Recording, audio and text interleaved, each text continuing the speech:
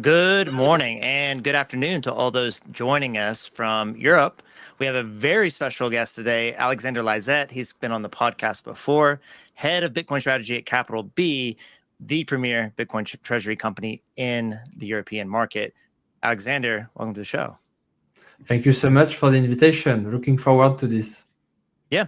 So laying out a little bit of run a show, what we're doing is we want to hear, this is a 1-year anniversary of Capital B launching this Bitcoin accumulation strategy. We want to talk about the overall market. Obviously, there's been MNAV compression and, people are asking about price. And then a lot of the purpose of the show is to really dive into community questions. You're someone that's always been willing to get out and communicate and talk and not shy away from the camera. So we want to dig into that strength that you have and allow the community to ask questions. We have Avi Mash, Brian Rothenberg, hosts we normally have that are going to bring the heat, but we're just excited to have you here. So I'll kick it off with Alexander. 1 year in. What's the feeling? What's the excitement? What's your overall take this week of like, okay, here we're at this point? Look, it's absolutely impressive the progress that the industry has made overall in terms of Bitcoin institutional adoption. 3 years from now, nobody would have predicted all that is happening right now. First, you had Strategy, Metaplanet, us before the start of 2025. Back in 2024, actually. And then you had this massive wave of different companies that launched a Bitcoin treasury company as well over in 2025. And the great movement of individuals that adopted Bitcoin through the Bitcoin treasury companies as well. Then a lot of deception in terms of price action over the last months, over the summer, and still a bit now, to be honest. And like in terms of first year, I'm quite impressed by what we've built together with our shareholders. We've come from 40 BTC to 2,818 BTC. I would like to thank all of our shareholders for all the continuous engagement. And I've been absolutely really impressed as well about the level of engagement and conviction of our shareholders all over the summer, because Bitcoin volatility is something, but Bitcoin treasury company volatility is definitely amplified volatility. Over time, I'm very confident that those with the conviction and the capacity to make their own judgment will be highly rewarded, especially if they are definitely in the right track with the right companies. But I would say that, yes, it is very positive for the company overall to have such a number of Bitcoin treasury companies that have emerged. And yes, Capital B has been one of the unique Bitcoin treasury companies with a positive MNAV all along. And that is mostly due to a fact that is not still well known, is that we've been the third digital equity issuer in the world, and we've in fact been the second digital credit issuer in the world with the Bitcoin denominated convertible bonds. So I know that a lot of our shareholders are waiting for large-scale transactions that we are deeply focused on. That takes a bit of time. And on the other side, I'm very confident about the future. We have achieved 94% of our target, of our high target for 2025. And now I'm completely focused with all the team towards the next targets as well, the 7 to 15K and 21 to 42K by 2028, 2029. And that includes special projects that we are definitely working on, and as well using the mini bear market in Bitcoin treasury companies to work on structural projects that could also develop the next phase of the company. That's all great. And as a shareholder, I'm happy to hear it. I guess one question that I have is, in that last year, a lot of things have happened that surprised us, I guess, in a good way. But there's also been surprises, with the market sentiment and the reduced, MNAVs and everything. I'm curious for you overall, what's the biggest thing that you learned that was unexpected over the last year? So as you were walking into this year, working on the Bitcoin Treasury strategy, what kind of came out of left field that you weren't expecting overall that was really valuable to learn? I didn't expect that the industry and the sentiment would change that quickly, and in both ways, actually, because when we launched the Bitcoin convertible bonds back in March, the industry was still quite quiet. And I think everyone was quite impressed by the level of excitement that there was back in May and June. And that was great because it provided a lot of shareholder value, and it provided, with a lot of newcomers that came in and discovered the Bitcoin treasury companies. Many times it's painful because when you hear about something is typically when it's going up. And then what makes the difference in Bitcoin and Bitcoin treasury companies is the ability to continue to learn and to be able to continue investing as well over time. And then, of course, the market went down quite a bit between June and September, notably. And as well, what I've noticed over the last month or two is a drastic change in terms of institutional investors that have completely changed their mind. 2 months ago, they were quite, fearful about the market and knowing what was going to happen with MNAVs and so on. And now it's quite the opposite. A lot of institutional investors, they look at the current setup as an opportunity, as a consolidation that is happening, and how they will potentially allocate in that next phase. And you've seen a lot of phases as well in terms of what brings the most value in the market. So every 2 weeks or months, there is one company that does something and it can work. And then everyone says that this should be done today for each company. So at the time, when we started, we used to do one purchase per month, even at some point, no purchase for 3 months. And in fact, when we waited to do one purchase for 3 months, it was actually the most accretive operation we've done, with 700% BTC yield. So at that time, there was not yet the trend of the companies doing one purchase per week and announcing that.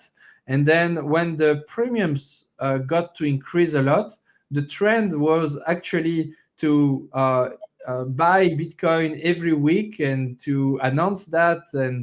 And so when you were not announcing more Bitcoin every week, that was a deception for the market and so on. And then the bear market arrives, at least in terms of Bitcoin treasury companies. And then, of course, investors realized, well, there are levels where doing ATM is not that accretive.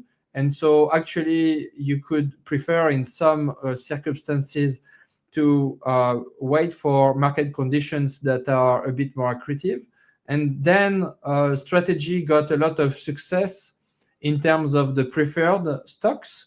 And so that was definitely a big change. And for me, this is a very great news for the overall industry, because basically 5 years ago, strategy created an industry with digital equity, Bitcoin-backed equity. And literally now strategy is again creating an industry which is 10 to 100x larger, actually, which is the digital credit industry. Mm-hmm. And so, then the question is, the trend that we see now is everyone is saying that you should do preferred right now, and that is what will be the solution for everybody. And the reality of traditional finance is that there are certain thresholds and certain sizes that make sense for certain things and certain financial instruments. So where strategy is today is also due to all the work that they've been doing all over the years, first in equity, then in convertible bonds, and then in the preferred stocks. So then a recommendation that Michael is definitely communicating is, why don't you skip the arbitrager step and the convertible bond step? At the same time, in terms of capital B specifically, we are at a size today of 3,000 BTC, and typical large institutions, they would definitely look at sizes that are around the lines of 500 million to 1 billion market cap to do sizable institutional raises. And that size can be reached either through the market cap of the company as the valuation in the market, and or as well the addition of new BTC to the balance sheet. But this is quite an important criterion where we are focused on at Capital B, is to reach those types of sizes with the Bitcoin NAV itself. We've reached market caps of 500 million to 1 billion during the summer, and we've reached even fully diluted market caps of 1 to 1.4 billion euros. But I guess the objective is really to work on large-scale transactions that will allow the company potentially to reach those levels on the NAV only, and work with institutions on the capacity to do large-scale transactions. And when the company reaches 10 to 15,000 Bitcoin and more, then you could have a lot of success as well on the launch of other types of more automated offerings, such as the preferred type instruments or the equivalents in your region. And so there are these steps to follow for Bitcoin treasury companies, and it requires, of course, a bit of patience. But I think the rewards could be absolutely enormous, because these are the types of setups where the company can have the most return amplification in terms of the credit that we can use, and in terms of the size of the transactions compared with the current size of the balance sheet. So then it's not for everybody, because it's a more early stage type investment. But that's where we are positioning. It doesn't mean that the company could not issue before innovative new instruments. It's just that when you compare, even for strategy, the size of the purchases related to the preferreds are not comparable today. I think it will grow significantly over time, but are not comparable today to what you can do with the ATM today with strategy. So for Capital B, I think there will be steps in terms of new type of BTC transactions that could come in the balance sheet, and then new type of institutional raises that could come in as well, and the potential for public offerings that could definitely add more value, automate the type of capital raising, and have capital raising that can work both in a bull market and in a bear market as well. Alexander, I wanted to ask, because I have a friend who constantly says, why don't you just buy Bitcoin? You know, and you're taking a look. I saw a tweet earlier where Metaplanet, I think their average purchase price was 108, right? Now Bitcoin's sitting, it dipped below 100K for the first time for a while. Now it's sitting at like 101. I just checked. What do you say, or what can I say to my friends that are saying, why not just buy Bitcoin at this point? You know, if Bitcoin's 101 and the average price of Metaplanet or, you know, treasury companies, I don't know exactly what your average price was. But what would you say to those folks that are like, why would I buy a treasury company when their average purchase price was 108 or 110 or whatever it was, if it was below the current price of Bitcoin today? I think Bitcoin treasury companies are completely misunderstood today. They are looked at as if they were a form of short-term speculation, amplification, engine potential based on very subjective elements.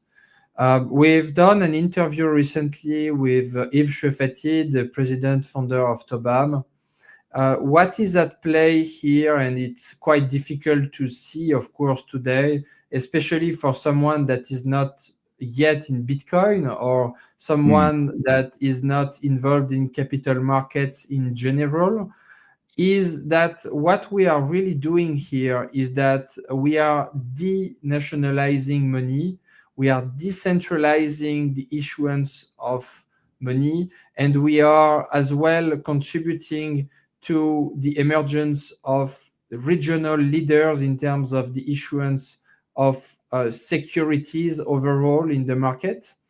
And what Yves is mentioning is back a few hundred years ago, there was a group of entrepreneurs in England that made a group and started to accumulate gold and to sell paper, debt, equity, in order to accumulate more gold. And that became, over time, the Bank of England. And then there was a gentleman called Napoleon in France, and he called 100 richest families in France to say, look, what those English gentlemen did and why won't you do the same? Which is a bit like, look at what strategy has done, why won't you do the same? And so that became the Banque de France.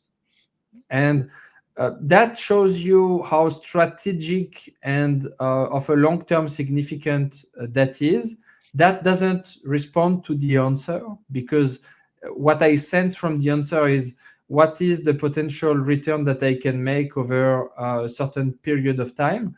This is quite a more broad picture in terms of the opportunity. And then that is the opportunity that we are pursuing, is to become the largest balance sheet over in Europe and to have the capacity to have the most options in capital markets.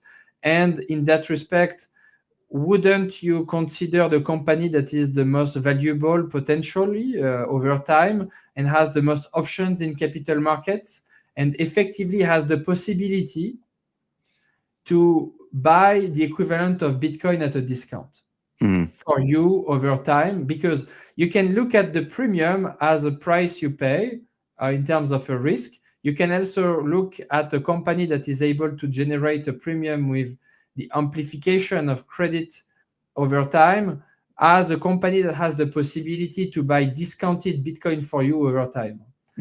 It's another way to look at it, but it's quite an important one. And then I would say that for many investors, you shouldn't fall in the tyranny of or.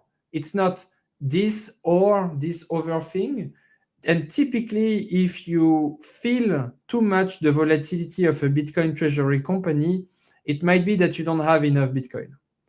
Because the base for individuals, as for institutions, as for companies, is Bitcoin itself. And then when you have enough Bitcoin, then the question is how to generate an actual return that would exceed the hurdle rate, which is Bitcoin. And so then the answer is, well, the best risk-adjusted way to outperform Bitcoin over time is potentially the Bitcoin treasury company. And why? Because what are the other options? The other options is literally to go on an exchange and try to do a margin long and have the risk of being liquidated. The other option is trying to trade Bitcoin and trying to time the market, and 99% of people fail at that. And then the other option is the potential of a Bitcoin treasury company, or if you have an expertise, of course, over markets, but in a Bitcoin denominated way, the best risk-adjusted way to outperform Bitcoin is the Bitcoin treasury company. And so the answer is too long for that person, but I would say that the reason is the potential to amplify Bitcoin returns over time. That is really the answer. And the other answer is as well the capacity to do that from a traditional brokerage account. And that can provide as well peace of mind for some investors. Alexander, so You talk a little bit about the risk premium that people are willing to pay. And so you've seen the net asset value and the multiple that people are willing to pay on that, like how much Bitcoin do you own and how much premium are you paying on that. And we've seen Bitcoin treasury companies that were very high flying have the MNAVs have compressed down, getting closer and closer to 1. You just mentioned that you guys have stayed above 1. Why do you think that is? And then number 2, do you think that the amount of geo arbitrage, the amount of other options in the market is maybe the biggest factor? Because, you know, Japan has a unique situation. You guys have a different market than the US, but if you're a US based Bitcoin treasury company, it's going to be hard to compete with everyone else that has the same exact market, a very liquid market to play in. So there are thousands of banks in the world. Bitcoin treasury companies are not banks.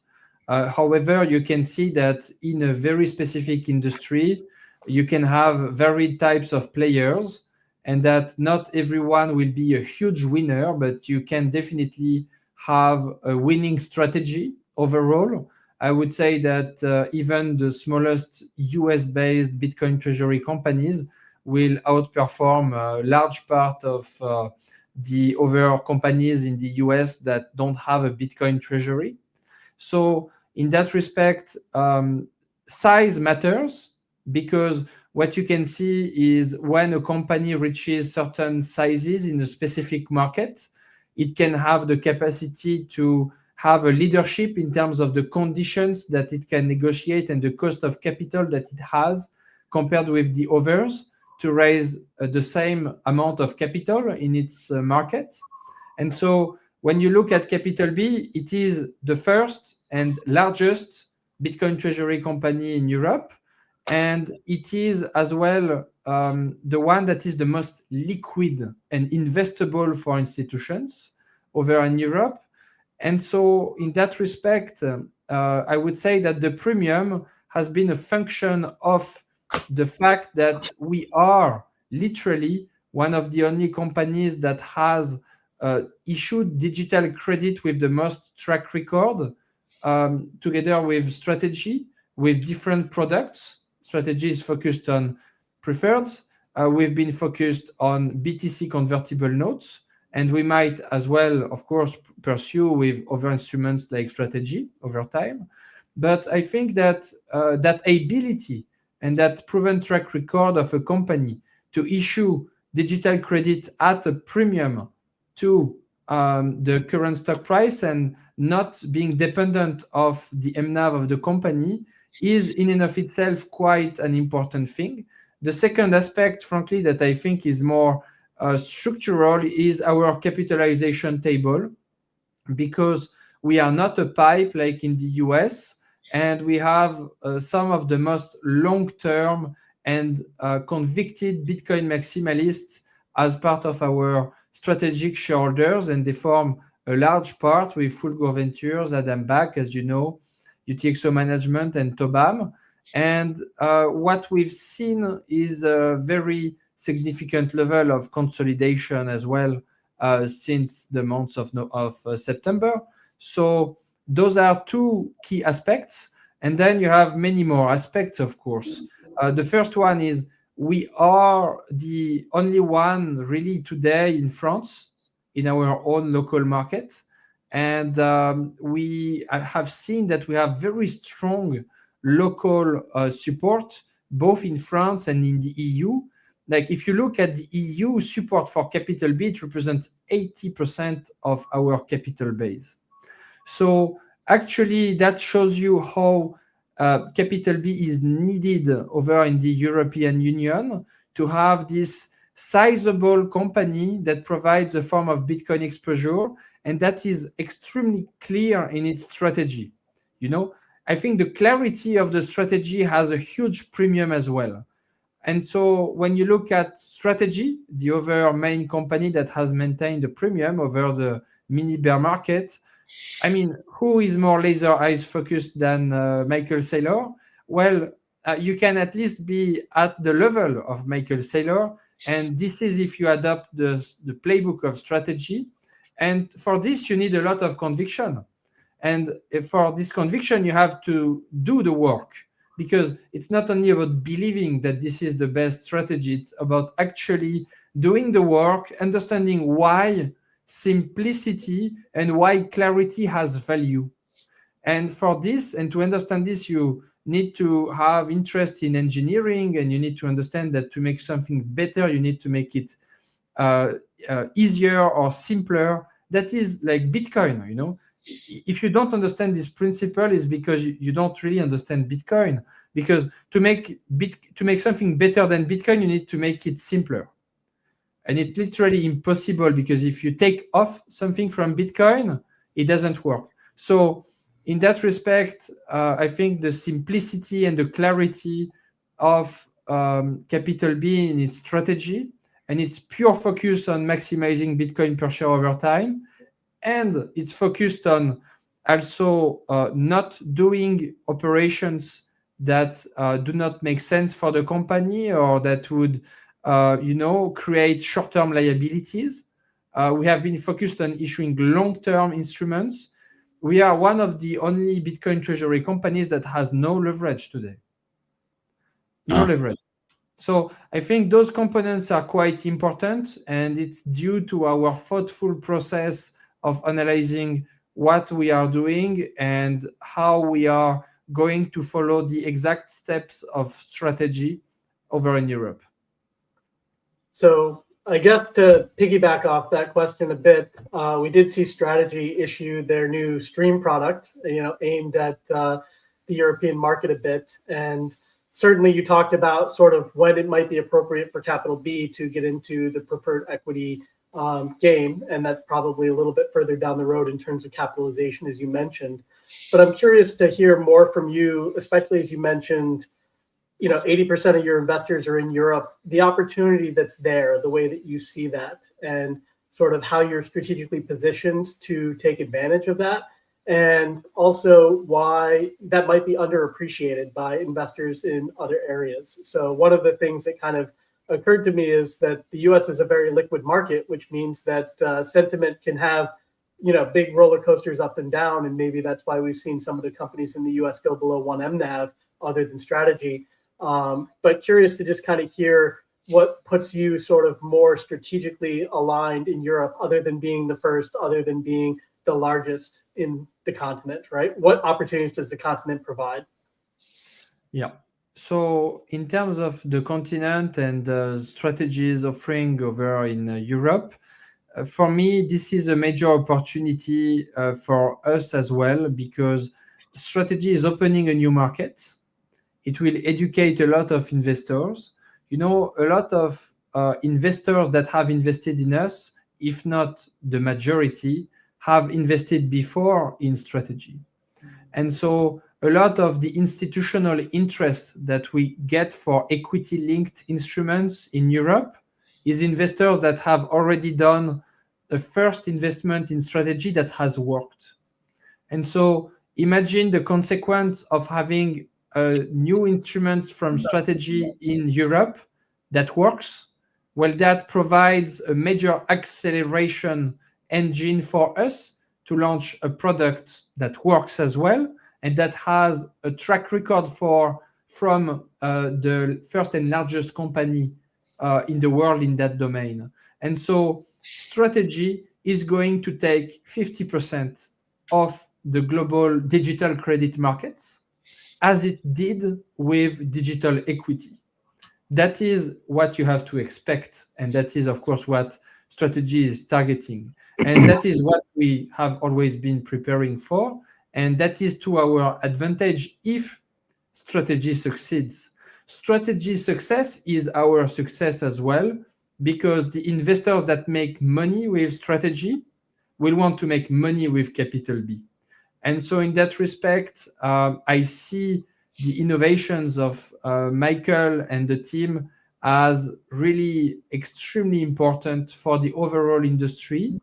And I'm really grateful for what they have done.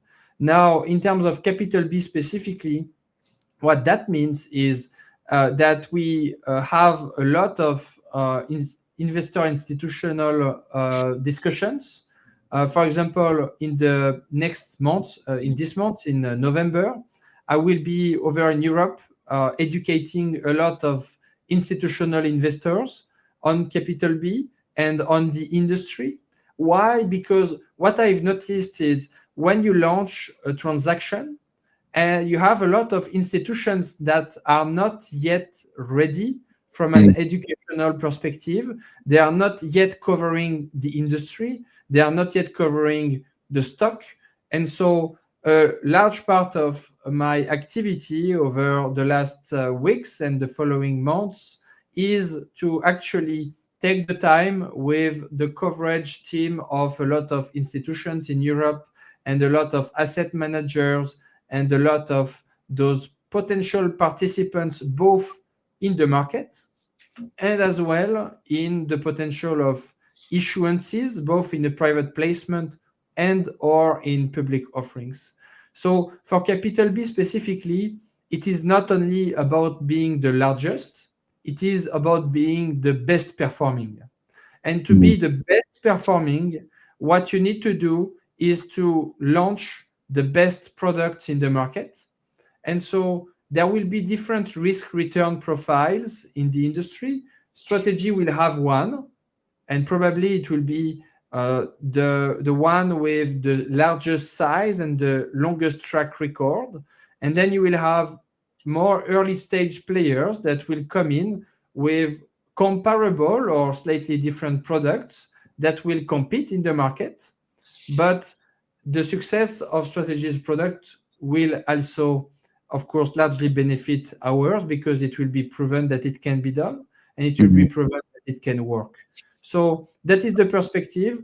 Then we have other types of opportunities, both in Europe, the Middle East, and global investors that we are working on.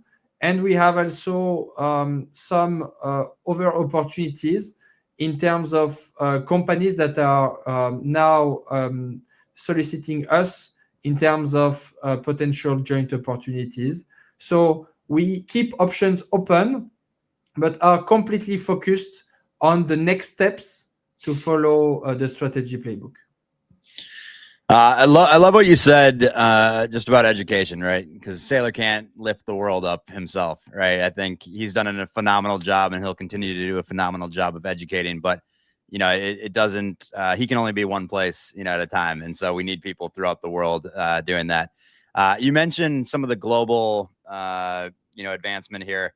How is the setup? And this is kind of coming now from the community questions that we got.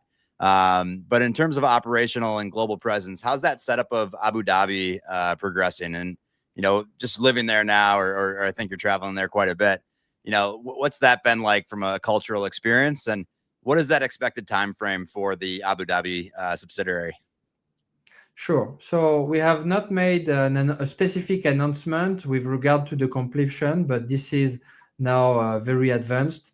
And so that is the first point. And the second point is that I've now been living in Abu Dhabi, as you mentioned.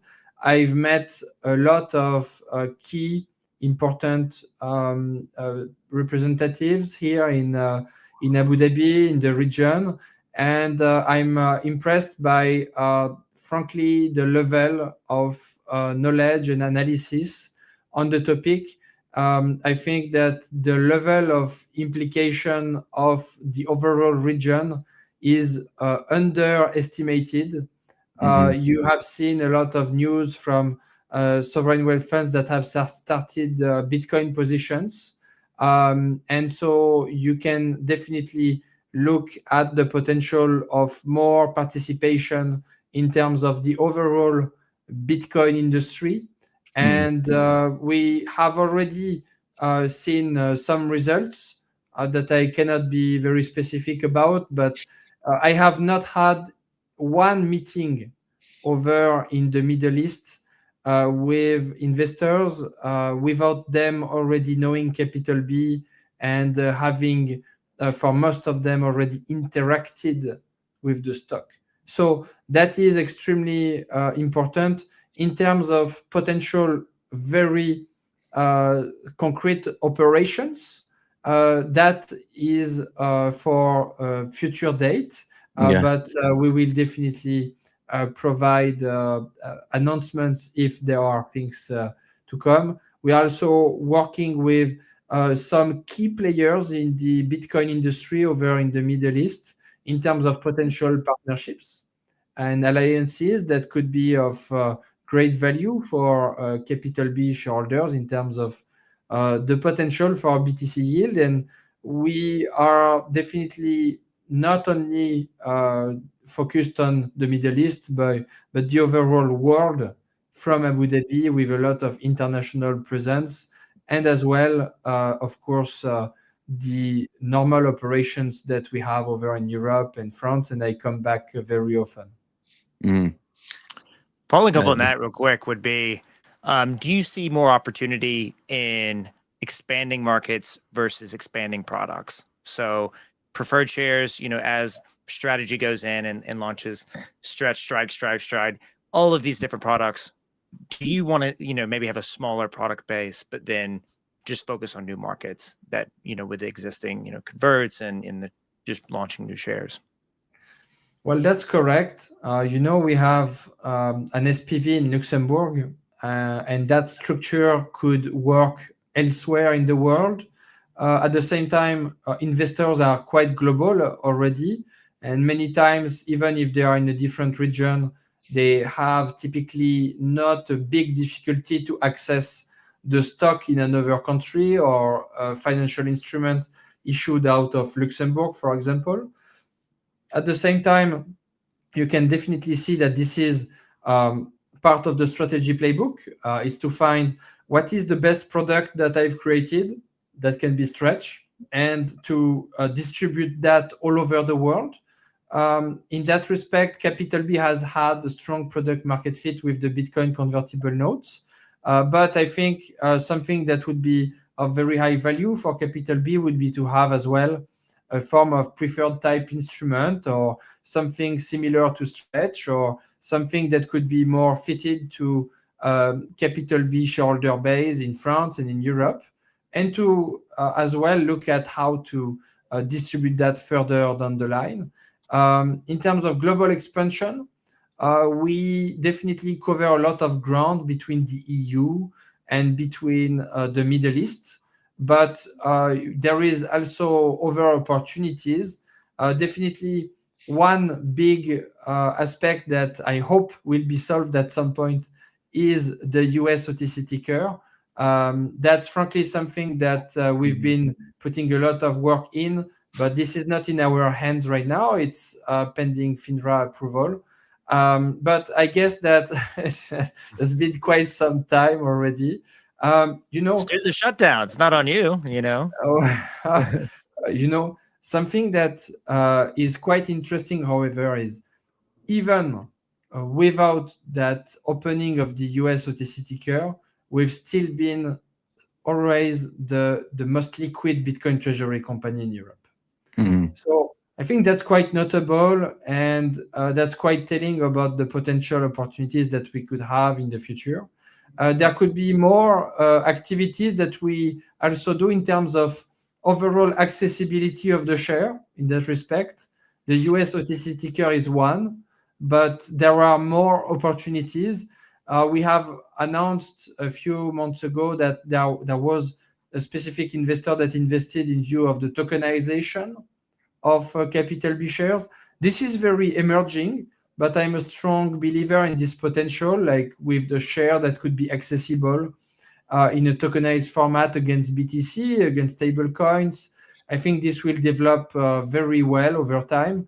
You've seen the effect of strategies product being available on Robinhood, for example. These kind of advancements are very important.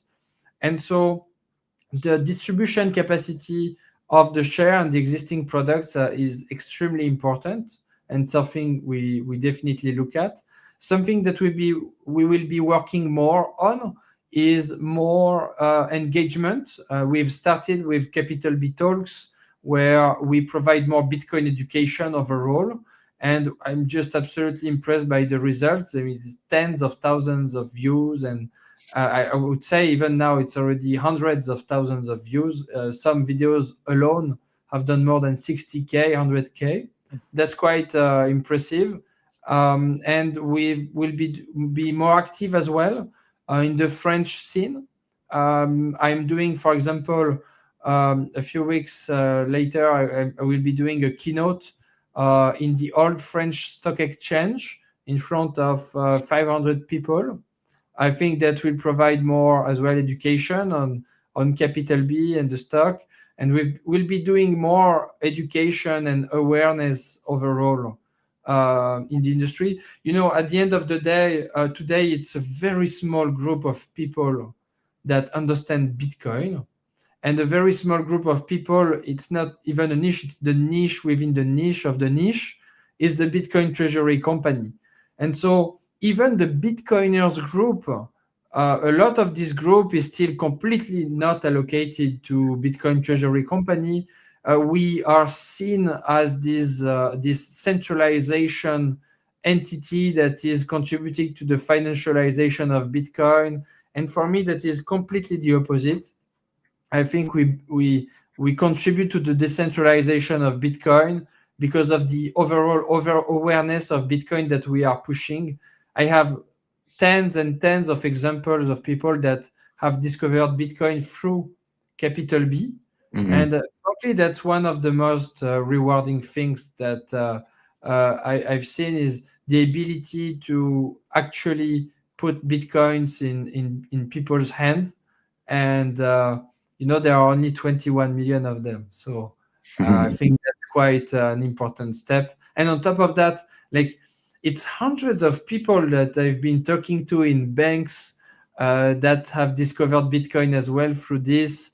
And that for some of them, it's become so important in terms of business opportunities that some of them, it's even become their job. So, when it becomes your job and your whole salary already depends on it, you better learn about it. And on top of that, now 3 years ago, there was only 2-3 banks that were custodying Bitcoin. Now it's 20 or 30 that are developing those capabilities. And this will provide more custody options for Bitcoiners all around the world. And over time, those institutions, they will compete on the ability to withdraw Bitcoin and to self-custody, the optionality to withdraw and send, and that has already started. And I think that this is also one of the side effects of more institutional adoption of Bitcoin. Yeah, it's funny you say that you're, for lack of a better term, orange pilling people through the stock, because for me, and I don't know if you know this, but it was about 7 months ago, I saw an interview with Michael Saylor where he's talking about his stock being the best performing stock and kind of doing the speculative attack in the dollar. And that's how I got into Bitcoin itself.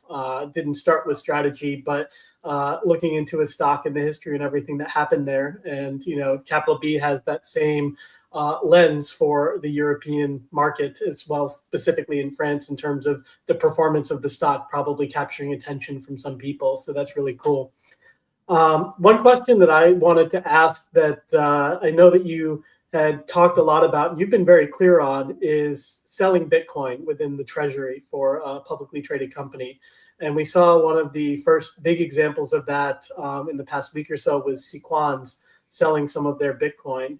And I'm curious for you, as you look at that example, certainly we know that you probably wouldn't make the same decision that they did, but sort of under the circumstances that you're looking at for what the company's doing and the performance of their stock and being under MNAV in terms of the trading price today, what other defensive mechanisms would you generally recommend to Treasury companies that you might want to speak on there, if you would?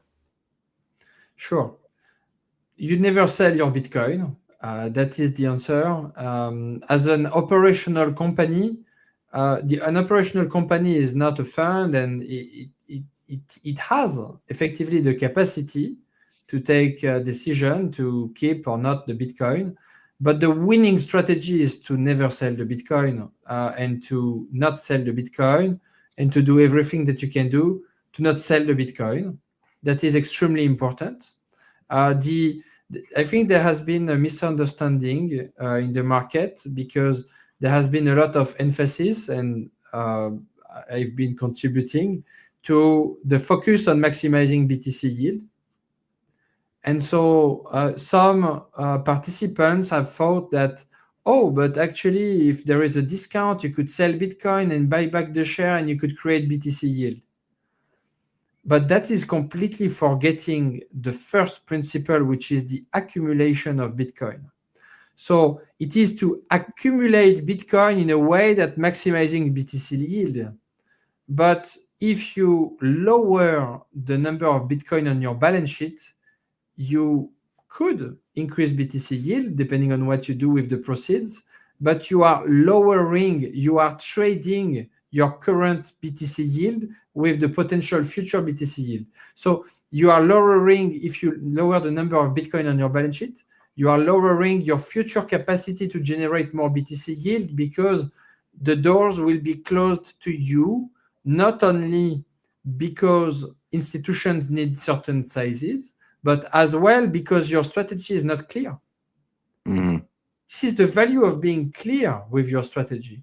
So Michael is very clear that, at the end of the day, the preferred is a form of Bitcoin-backed credit with a collateral, which is Bitcoin, because effectively you can sell credit at very good conditions because you literally have the Bitcoin. So if in the worst case scenario, yes, you do have the Bitcoin and you have the capacity to honor your debts. At the same time, this is not the strategy to sell the Bitcoin. And so the strategy is to accumulate Bitcoin in a way that maximizes BTC yield, not only to maximize BTC yield, because accumulating Bitcoin maximizes the future potential of BTC yield. So in that respect, the idea of selling Bitcoin to buying back shares is the worst idea I've seen in over 1 year. It's the absolute worst idea, because you are literally looking at a potential BTC yield increase that has as an effect a reduction of the capacity of the company to generate BTC yield. So this is very bad. I've had this discussion with Richard Bayworth, and actually it's a bit more nuanced. And Richard, of course, has thought a lot about these things, and you can listen to it. It's more nuanced. The nuance of Richard is what matters is the capacity of the company to do it and the optionality of the company to do it in order to potentially obliterate short sellers. But the focus of Capital B, the focus of strategy, is not to obliterate short sellers. The focus of Capital B and strategy is to do the most accretive operations that will over time transform short sellers into shareholders. Yes, at the same time, there will always be short sellers. And why would you be more knowing of the state of the Bitcoin market than short sellers? You can't, because imagine you sell Bitcoin, you buy back your shares, and Bitcoin goes down by 20%. Well, you just wasted capital. You lost Bitcoin, you wasted shareholder capital, and it's a very bad decision. Then you can get lucky, but if you have less Bitcoin, you are not lucky. You are poor. You are weaker, and you have less capacity to increase BTC yield.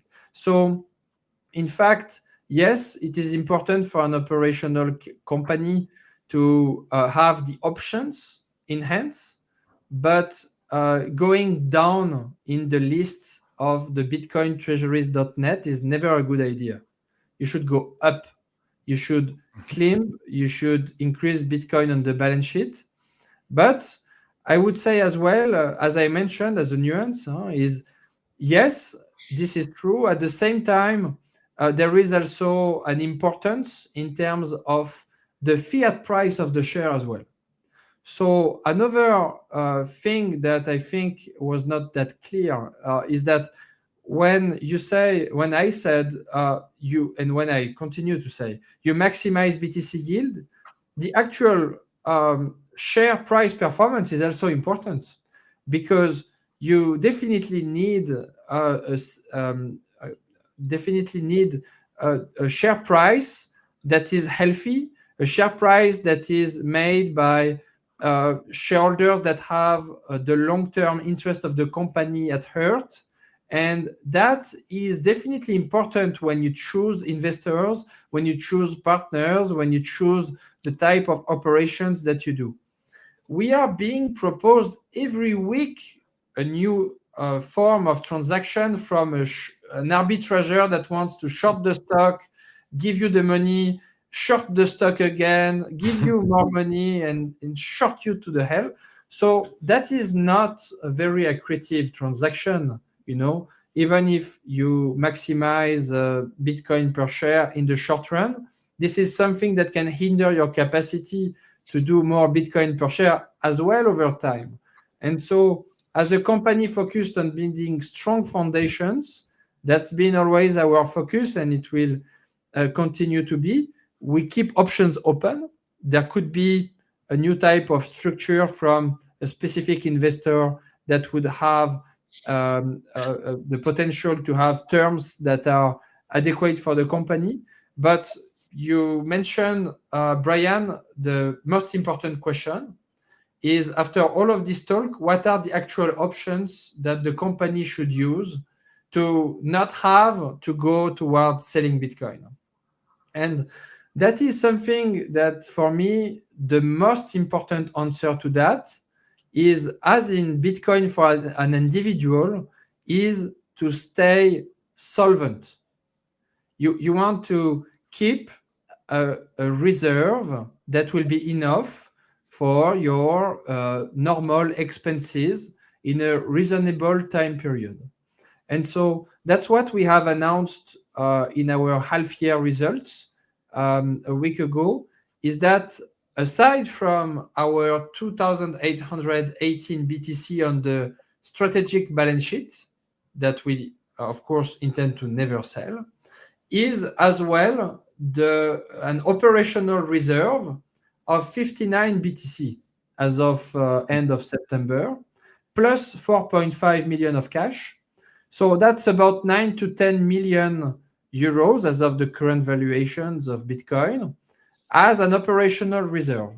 And our Bitcoin Treasury company costs for the first half of the year was about 1.2 million euros. And we have 9 to 10 million euros of operational reserve. So what that means is we are not constrained to do something. Mm-hmm. And that is the most important thing in a negotiation, in fact. And so you don't want to have the obligation to do something. So keeping options open is first and foremost to have an operational reserve that is enough for your operational needs. And second, then on the active side, what you should do is to focus on the issuance of instruments with a premium. And so that can take a bit of time, but if you do it well and you plan it correctly with the right size and the right terms, this can lead to the most accretive operations that you have ever done. So that's what we have done back in March, and that's been a lot of my focus since the summer, together with the potential for public offerings that we are definitely working on. But aside from that as well, given our size and given the potential impact of a sizable transaction, together with the potential of regular normal transactions, this is the type of things that a company should do in order to keep a clear strategy, to not change completely without investors being aware, and to put on paper your strategy, which is what we always intend to do in our half-year results.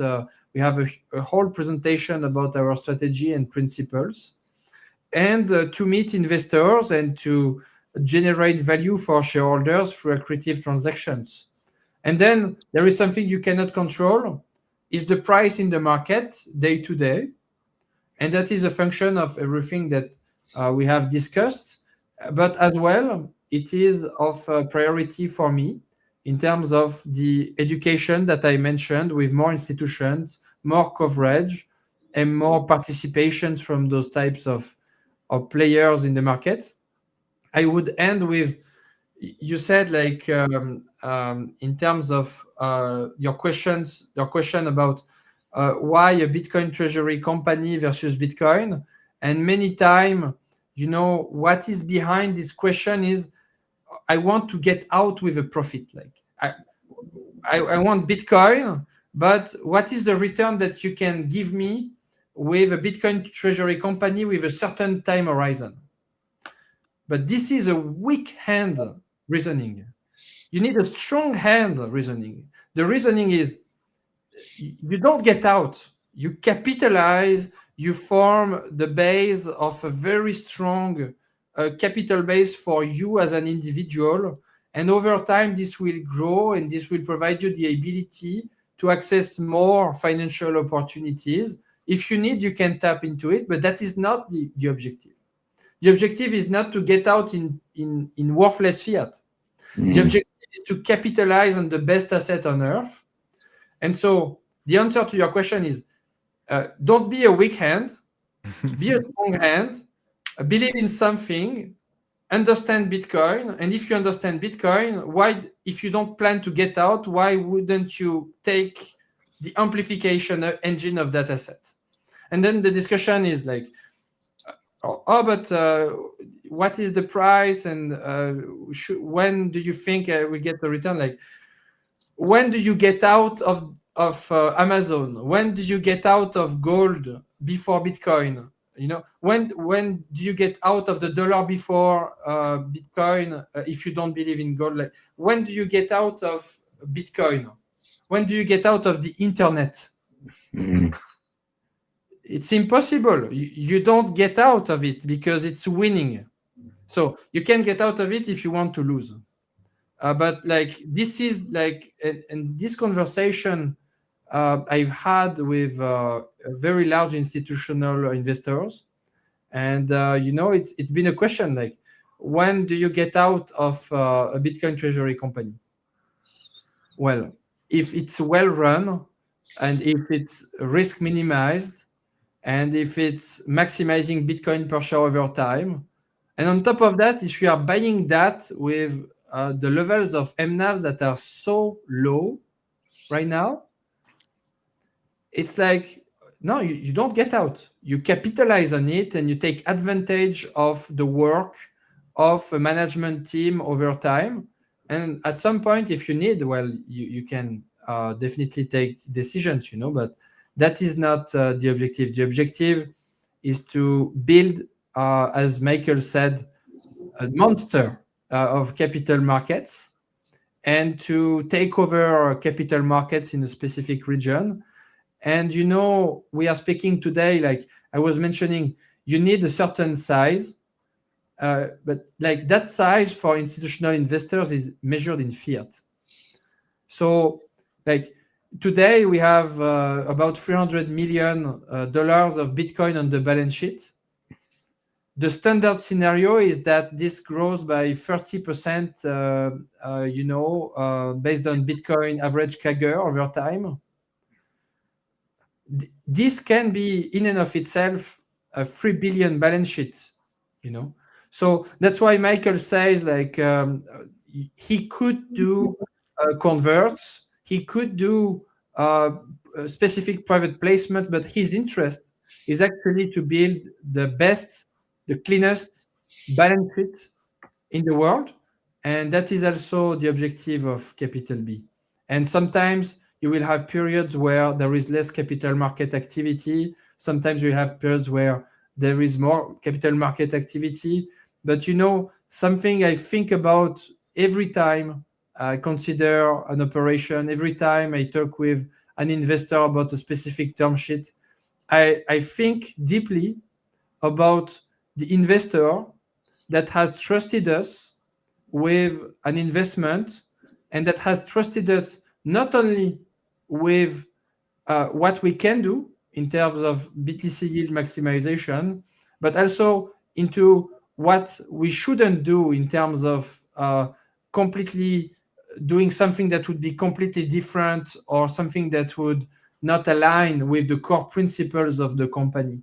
And so in that respect, sometimes not doing something is actually the best option, because you are focusing your efforts on the things that over time will deliver on the hope that investors have put on the management of the team. Alexander, as we're coming on the hour, want to recap a few things for the people who just joined. So I think learning from this is you guys' strategies is international expansion, looking at other products. We talked about the US ticker, and things are taking a little while on that, but that's still in the works. You're in Abu Dhabi. You're talking to focus more on institutional investor conversations there. I think getting through the recent pullback in the overall Bitcoin treasury market, you guys are having a conservative approach, living by never sell your Bitcoin, 59 BTC. So you have your strategic reserve of Bitcoin that you're accumulating. That's the numbers you're putting out on a weekly basis. But you also have an operating reserve to allow you to not sell that Bitcoin. That also includes cash. So like a runway of like 1.9 million in euros. And so that's good to hear. Like 4 million euros and 4 million euros. Exactly. Yeah. Perfect. So it gives us, confidence as investors going forward of look, here's the approach. So much is driven by sentiment. So while, like you're saying, you may be able to trade yourself into a bigger Bitcoin yield, if you're selling, that's bad for sentiment, and markets everywhere are driven by that. So you lose confidence. Anything else you want to leave with the audience? Brian, Avi, anything you guys want to end with? No, I would just say thank you. And Alex, if you have, Alexander, if you have, it looked like you had something to wrap it up with, so I can turn it back to you. Oh, I would say if you believed in the Bitcoin Treasury company thesis a few months ago, then it's quite probable that this thesis could be still right. And I think Eric Weiss on Capital B Talks, when he came, said, sometimes when you are early, it can feel that you are wrong. And it could be. You should study, you should test your investment thesis and go down the rabbit hole of Bitcoin and Bitcoin treasury companies. But I would say first, don't get lost in the details. What is happening is monetary debasement at scale. And so in that respect, what should you do? You should short fiat. To short fiat, you should buy Bitcoin. And when you have Bitcoin, what you should do to further short fiat? Well, the best risk-adjusted way is a Bitcoin treasury company. But what is a Bitcoin treasury company? A Bitcoin treasury company is a company that is completely focused on accumulating Bitcoin in a way that maximizes BTC yield. And what I said is quite short compared with my long answers of before, but it contains a lot of details that a lot of companies that say they are Bitcoin treasury companies are not or following or convicted about in terms of the playbook. And for me, that's why I am dedicating my life to building Capital B and Bitcoin capital markets, and why I work for Bitcoin is because I see this as both the opportunity of a lifetime for us all in terms of market participants, and the opportunity to build Bitcoin foundations for us as individuals, us as families, as companies, as society, and the world overall. And that is why what excites me the most. And frankly, a lot of long-term investors of ours, they are the same, both excited about the potential financial performance, of course, but BTC denominated, because fiat doesn't really make sense. At the same time, also very excited about the future of what we could do in a medium to long term, like we are in this very early stage where we are increasing the number of Bitcoin on the balance sheet. We are creating the new financial instruments that will completely hit the world of finance. But the road will be quite long, and we have a lot of work to do. And it's just absolutely exciting to be on this journey with you all. So thank you so much. Thank you. Yes, and I think the emphasis on time, right? We all expected maybe 2025 to be different, but what you're describing, and I was thinking about this when you were talking about the institutions asking when they should sell, they will have to sell because these pieces of their portfolio will be so outsized compared to their investment theses and everything like that if we give it enough time. And so I think that's the part that we just find it hard to appreciate in the short term, because we're waiting for that number go up. So that's correct for some institutions, but some sovereign players, the specificity is that they will not have to sell.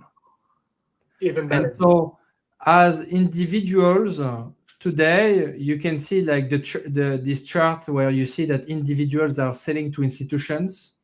So you can definitely see that there are weak hands that are selling to strong hands.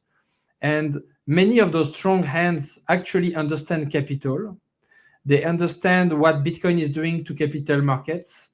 And they start to understand what Bitcoin treasury companies really are. And what they really are is the next foundation of capital markets, because the effective stock of a Bitcoin treasury company is like its currency, and the financial instruments it can issue is really like what will potentially replace current instruments. And they see these large institutional players, they see that they can take a stake in that next wave of capital markets, and they do not necessarily have to sell because they have this long-term perspective. Sovereign type players are not in the same time horizon, and many times that perspective can also allow for the best short to medium term returns too. So it's a matter of studying and having the conviction and hoping as well for the future, but building it as well actively. Love it. Well, thanks so much again for coming on, Alexander. Always a pleasure, and we'll definitely see you at some more conferences. We're here every Thursday, so for those listening, we do one of these every single Thursday. Make sure to give us a follow Capital B, and we'll see you next week. So thanks so much. Thank you so much. Cheers. Thank you, Alexander.